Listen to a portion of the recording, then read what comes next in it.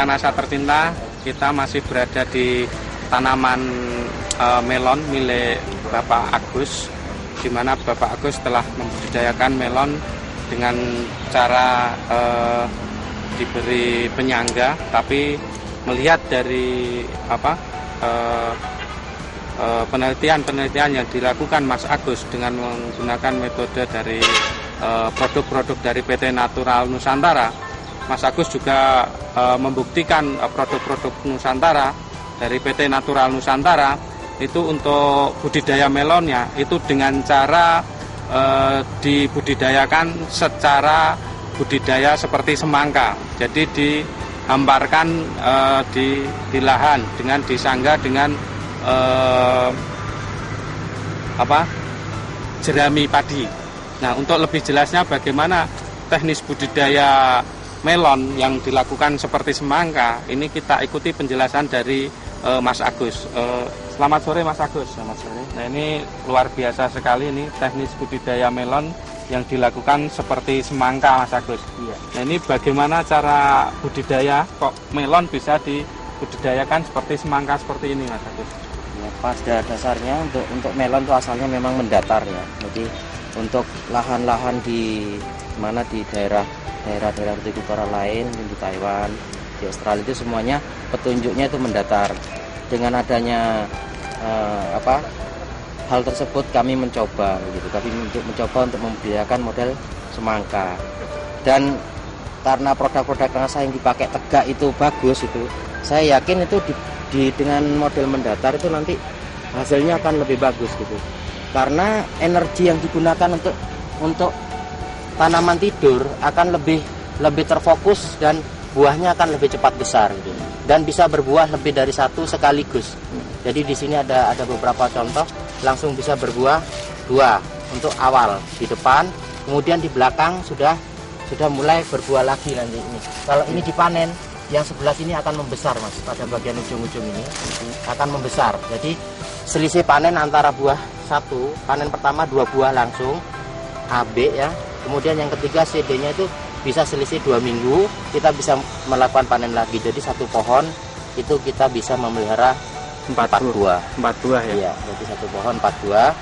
Kemudian jarak tanamnya itu kita lagi, memang lokasi ini adalah lokasi penelitian. Jadi jarak tanam ini ada yang 60, ada yang 50, ada yang 40. Kemudian kami mencoba 1 cabang Mas.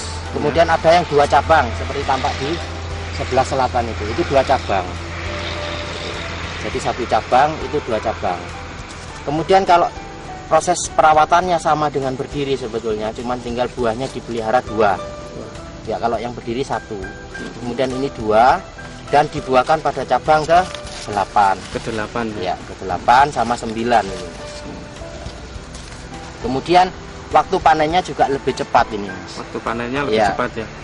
Nah, ini, aplikasi produk-produk Nasa ini pada umur berapa saja Mas? Sama dengan yang berdiri Mas. Jadi 135 itu untuk POC Nasa sama hormoniknya. Iya. Kemudian untuk 46-nya itu pupuk kimia ditambahkan dengan Super Nasa sama Glio. Ya. Itu sama seperti itu proses pemakaiannya. Ini diperuntukkan untuk menunjang proses kesehatan tanaman itu sendiri. Karena mungkin yang ini perlu